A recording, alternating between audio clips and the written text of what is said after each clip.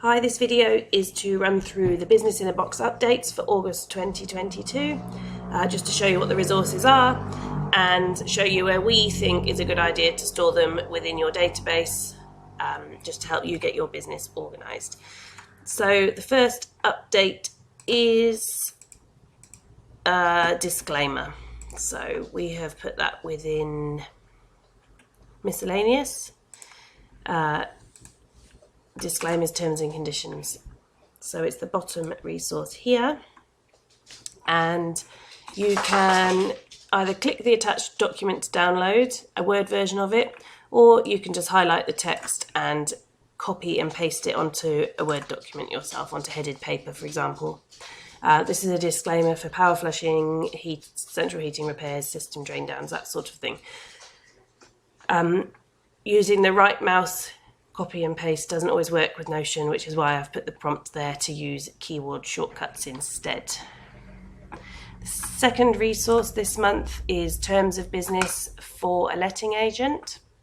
So if you do a lot of work for a letting agent, this is example wording for Terms of Business with that letting agent. Again, you can copy and paste onto headed paper yourself, or click the downloadable attached document there for a Word version. The third resource is Terms of Business for any other type of client, an individual, or sort of any other work that you've got going that isn't a letting agent. And it's the same scenario, copy and paste using the keyboard shortcuts, or just click the document to download a Word version.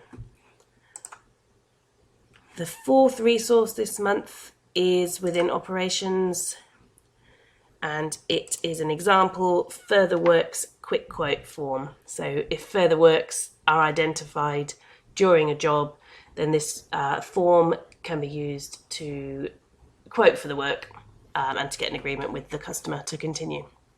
So you can see what the document looks like here, and if you click on the attached document, you can download the Word version and then personalize it with your logo, company address, etc.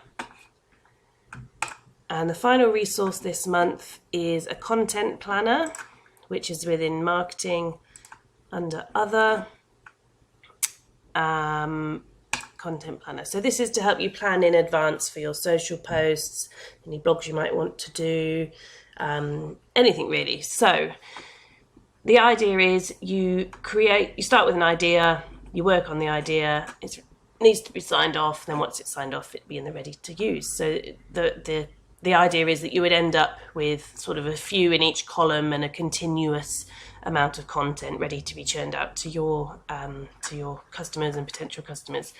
And there is a template for you to use when generating your content. So the template allows you to assign it to somebody. You can say what status it is it an idea at this stage, is it in progress, and it will appear in the relevant column for whatever status it is. So it prompts you to think about what type of content are you creating, what's the topic, what platform are you going to share it on, is there an ideal time? So if it's a Christmas post, for example, you'd obviously want to put the date that it would be best to use. Or if you're thinking about like a central heating, service or something like that, you might want to put the ideal time of year for that to happen. These prompts are just to help you sort of think about answering the questions when you're generating your content. Is there a first comment you want on the social media? Do you want the first comment to be something specific? Are there any tags you need to include? Videos, images, hashtags and links. So, and you can also put the date you want it to be used.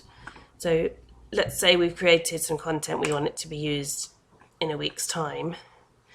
When you head back to your content planner, you'll see firstly that that's moved to in progress because I changed the status. And then if you change the view of the content planner to calendar, you'll see there that on the 15th of August, that's ready to be used. So you can prepare your content on the board view and then you can look every day or every week or whatever it is to see what content you've got ready to be shared on social media and on your platforms with your clients.